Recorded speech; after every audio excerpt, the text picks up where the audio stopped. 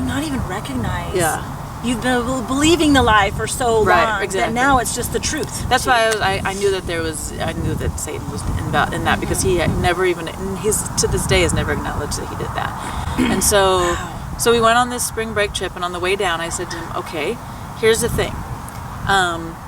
We're going on this trip. You aren't living with me right now, but you want to move. You want to live with me. You want to be with me, but you haven't shown. I need to have conversations with you. We're going to be in Florida for this week. I need to walk on the beach with you and have long conversations about, number one, how are you going to restore your relationship with God? How are you going to make God first? Number two, how are you going to make our marriage top priority? And then I think what counseling are you going to seek? You got to seek counseling. And I said, so we need to have these conversations. And he was like, okay. So I waited, and a couple of days go by, and I even suggested us go walking on the beach. Never once brought anything up. None of it. Never brought anything up. My daughter and I stayed in, we slept in the same bed, and he slept out on the couch, and it made him angry, but we did. Sorry. And then on the way back, I was completely defeated. Defeated. So on the way back, we all drove together in the same car, and she sat up front, and he was driving, and he just kept conversation going with her constantly. So I was miserable the whole way home. Oh, that's heartbreaking. It was horrible. And so I'm thinking about this because again, I'm thinking how other people outside of the situation might be thinking. Now looking back, and you might be going to share this, and I don't know this, but looking back now, do you ever think, all those steps you're providing for him a way, right, to heal your marriage? Right. But looking back, do you think, if he loved me, if he loved God and wanted to honor God, I wouldn't even have to be providing that. It's a heart issue, and if it's not here, it's not going to be here. You know what I mean? Right. Yeah. So we get back, and as we get out of the car and we're going to take the car back, whatever, he's going to go back to his apartment, whatever. And I just said, he said, well, that was fun, don't you think? And I said, no. I said, we didn't talk about not even one of the things that I asked you to have conversations with me about. He got very angry, and he left. And so then the next thing I know, we're into May, and his lease or whatever is going to be up on this apartment that he moved into.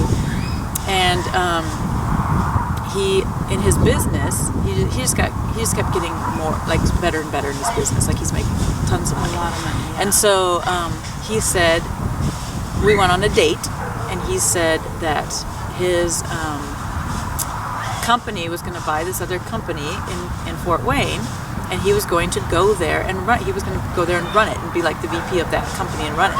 Wow. And I said, oh.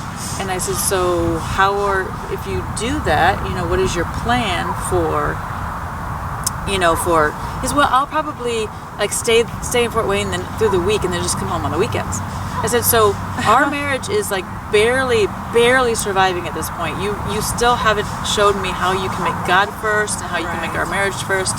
But you want to go live somewhere else for a week and then come home on the weekends, and you think that that's going to be good for our marriage.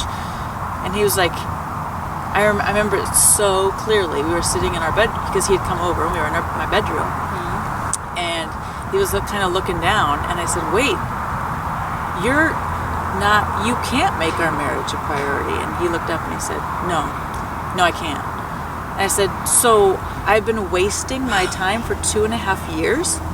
And he said, well, I said, because I forgave you immediately every time you fell. I forgave you. And he said, well, most people aren't like you. You're just different from most people. And I went, thank you. What does that mean? what am I supposed to do? What am I supposed to do? And he said, the one decent thing he did, because he said he wasn't willing to leave her. He was not willing to make our marriage top priority. He was not willing to make God a top priority. He was not willing to leave her. The one decent thing he did, I said, what am I supposed to do? I'm a teacher. I don't have we own the home, but I don't have a lot, and what am I supposed to do? I'm a little bit afraid now. Yeah. And he said, you can have the house. I'll sign the house over to you. And I don't want anything. I'll put both kids. My son still had a year of college, and my daughter had her whole 4 years. He said, I will put the kids through college, and I'll sign the house over to you. So that was the one decent thing in 5, whatever years. Yeah. So I'd rather have my marriage, exactly. but, that's okay. So I said, okay. And so basically I went to, you know, a lawyer and I wrote it up like that, and she's like, let's get the signature. And so basically we got that. And then, so we went through the process, you know, of divorce. And do you want me to keep going through like all of it, like the health and everything? Yeah, I do. I'm just gonna check on the time. It's 5:28. We got a girls' night tonight, so we're gonna kind of wrap it up. Yeah. If you want. Well, here's what okay. So then, if we're gonna wrap it up, here's what I really want to know.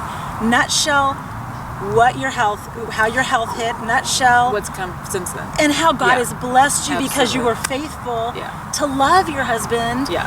And even though you were hurting. Right. So, yeah, maybe nutshell. we can do that. Yeah. Because we do want to get to the part where they go, you know what? Being faithful to God is like the best part of the story, right? Yeah. So, for, you know, I'm not on social media right now because I'm taking a break from that. And I just think it's a good thing. Positive thing. And for a lot of reasons. But I noticed one thing I do like about Facebook is you can go back and it shows you the memories. And so I was able, over those years when it shows, you know, 2 years ago, 3 years ago, 4 years ago, whatever. Right. I love the memories when they come up, and it was me being like in the Word, and this is what I learned from God today, and this was my quiet time with God today, and this is how God's been faithful. Like I can see the day that something horrible happened, I can see what I wrote that day, you know. Aww. And so that was always something for me that was it helped because you don't know, like you have am I even being a child of God right now? I have no idea if I'm doing the right thing right now, but I could see that I was still on the right track. So, and God at that point, in the fall then of 2015, it became final, and I had a health crisis. I had a stroke, which I had been tested several years before, a whole bunch of testing for MS because I had these symptoms. And it was how many years after the divorce? It was like soon after? It was like a couple months. Yeah. Okay. And so I had a stroke, went to the hospital. Long story short, the stroke was basically just there to discover a heart issue that I had that I wouldn't have known until I had some symptoms. God. Right. So I have a bicuspid aortic valve and an aneurysm in my aorta. So I would not have known that. It's a genetic thing, and I wouldn't have known it until I started having serious issues. But the stroke, all that led to I am a clotter, and my blood was too thick, and all the symptoms I had all the years before were because I'm a clotter. And so basically I'm on blood thinner for life, and we're getting, you know, MRI on my aneurysm, MRI on my CAT scan on my ultrasound on my valve, you know, once a year just to make sure everything's okay. But I've been fine ever since. Yeah. So that led to then in the January of the next year, then I said to God, you know, I'm only 45, whatever, 6 years old. Don't really want to be alone the rest of my life, but you know what? Whatever you have for me. At that point, I had a complete peace about. I felt, you know, going back again to that day when he told me that, I literally heard God say to me, "You're done." Like I could hear his voice almost saying to me, "You're done, Tonya. You've done enough. It's time. You've tried everything you could possibly try." The nice thing is both of my kids completely support. I mean, they battle now, of course, with wanting a relationship with him. And they have one. So hard. But with also knowing that they know, because I've asked them many times, they know that I did everything in my power because I hate divorce. I would never have chosen it. And there will be consequences from divorce forever. The weddings, huge consequences from that. Grandkids someday. All of it. But, I mean, it's all hard. But it all is, and because I was faithful, then like it was literally that next Sunday I walked into church, and my husband now, he was there, and he'd been there for the past 5 years, and I never even saw him. In church. But you know, what I was missing all those years and not even realizing it was, so we dated a little bit, and I was right up front with him immediately, you know, why are you divorced? And basically, you know, I said, first date, why are you divorced? And he was divorced. Why waste your time, right? Yeah. He was divorced because his wife had just left him. Like I've heard from a lot of people, not from him, about all of her mental issues and stuff, and that he could do nothing right, and she just left him. Now that doesn't mean he was perfect. Right. Obviously, I don't say that I'm perfect. Nobody is. But all he wanted was to be loved. We respected. All I wanted was to be loved. We get together, and God has blessed us. I mean, so much, like love and respect. It's a book, you know. Yeah. Love and respect. Get the book. Get the book. Like I respect him so much, which translates to love for him. He loves me like I never knew it was possible to be loved the way he loves me. You never felt what you feel with him. No, he literally loves me, and he makes it his daily goal is to love me as Christ loved the church. Wow. And he cherishes me, and he proves doing it in everything that he does. The way God wants you to and calls you to in His Word really works, guys. This right? whole thing comes full circle. I've always wanted to come back to Arizona, and the desire of my heart is to have a place to put my head, a way to get around, and a purpose in Indiana and in Arizona. Mm-hmm. And now we're at a place where I'm seeing those desires of my heart come true. And as my parents get older, there are ways now for me to be in Arizona and help. And so, and my husband adores Arizona and adores my family, and I never really had that before from my first husband. And it's all kind of, he's just been so faithful in all of it. He never ever left me in any of it. I never felt like he was gone from me. I just had to dig in deeper. Mm-hmm. I'm going back. My ex-husband, we'll talk about this later tonight, my ex-husband's mother, who remembers mine, had a massive stroke this past summer. And from day one, I have been her caregiver, because he's still, to this day, even though your mother, the only relative you have alive besides your children, had a stroke, he hasn't even tried to communicate with her or to see how she's doing. That's heartbreaking. And so I'm her caregiver, and it has taught me a lot about how now to be a caregiver to help with my own parents if I need to. But through all of it, I mean, my husband, he people will look at us and they'll be like, wait, this is your ex-mother-in-law, and he is your not the son, but and your new husband, and he's helping. What? Yeah. It doesn't make sense. It's God. It can only make sense with God and just the love that is a godly love. And it's just we care about people. It's not a selfish love. You don't do it because you want to get something. You do it because you do love them. Yeah. But with your first marriage, there had to be times where it was hard, and you go, I don't have anything else to give because I'm drained of everything I've tried to do. Yeah. And that's probably the one question I would ask before we go is, how did you get to the point where you could just forgive? Because if you don't forgive, there's that bitterness, and then you hate them, and then you can't move on, and you're tied to them, and it really kills you. I forgave the moment it happened, the affair. What was harder for me, I think, was the abuse. I think that was the harder part for me. Stuff. And so I've been back to my counselor here recently, because I have one wedding out of the way and another one coming. But I need tools. I need help. Right. And there will always be consequences because of this divorce. Yeah. This is another reason why I'm just off social media. I don't even want to know. I don't want to know. And I heard something, or I read something the other day, because I love Henry Cloud and all of his Boundaries books and all that, more books to get, right? But he posted something, and I don't know the entire thing, but it said healing is not linear. And it's not, because you don't just do this, okay, I'm healing. Right. It's whoa, okay, whoa, exactly. okay. It's like you're on the worst roller coaster of your life, Yeah. and you're puking in between. Exactly. It's just, Yeah, it's and rough. so I am going back to my counselor for that, and I'm getting more and more. One thing that she's taught me, or that she's helped me to recognize, is, one thing that I struggled with a lot was, how come there's no discipline for them? How come there are no consequences for them? She led me to, she's knows the Bible inside out and backwards. She led me to Hebrews 12, where it talks about, you would discipline, God will discipline his children. But if he does not discipline his illegitimate children. So, in other words, he may not even be a Christian. And I approached his mother about this, and I said, because it was kind of like a light bulb for me. I said, do you remember him ever asking you how to do it, or his salvation story? No, she doesn't remember him ever. But she always claimed to be a believer. Oh yeah, of course. I mean, anybody can go to church and get baptized. Was he a good leader in the home? Did he pray with the kids? No, I mean, yes, because when I asked him to, I was really the spiritual leader in the home. So really, it was very freeing to me to think he may never get discipline here on earth because he may not be saved. Now, then that puts another twist on it for my kids, of course. Because that's heartbreaking. But they can maybe be the ones who lead him to the Lord, because it won't be you. Right.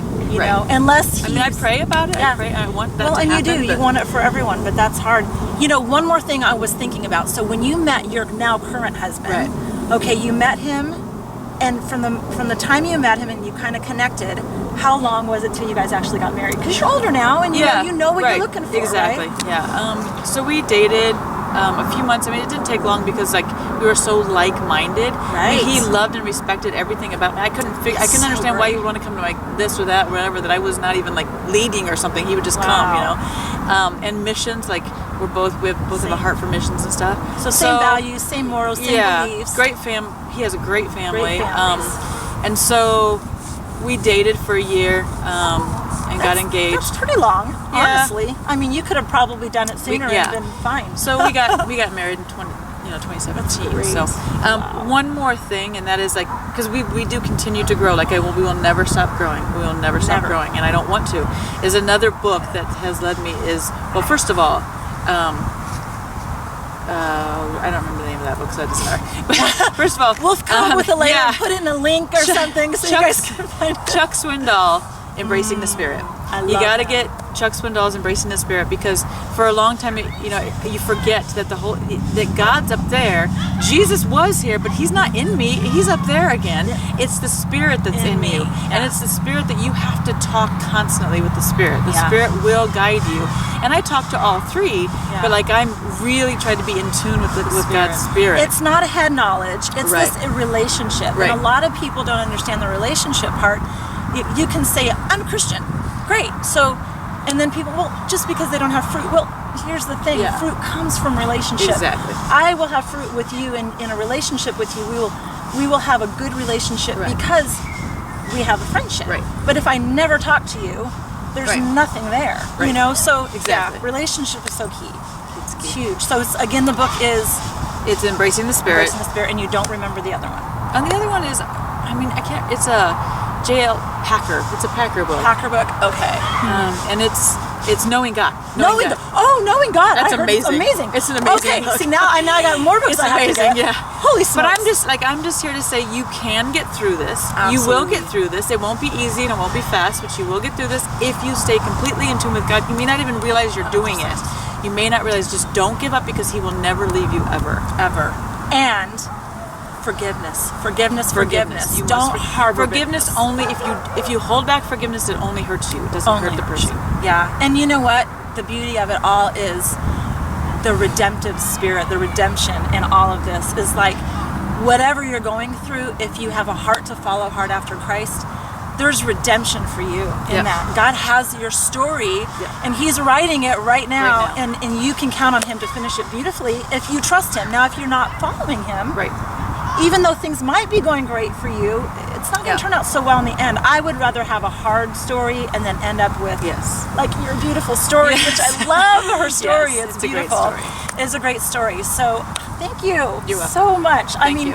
Guys, I'm so glad you got to tune in and watch the Tonya Ray story. The Tonya Ray show here. Tonya Ray show. That's right. And I'm glad she got to share. I'm glad you got to hear it. I think the timing was exactly God's timing. Yeah. And if you have questions for her, send me a message. We'll get it to her. She'll respond. I mean, we are here to help. We are doing this because we love the Lord, first of all, and second, because we love you. And we want people to be healed and whole and out there serving Jesus with us. So we're freezing. Amen. In Let's Arizona. go. We're going to go eat with our friends.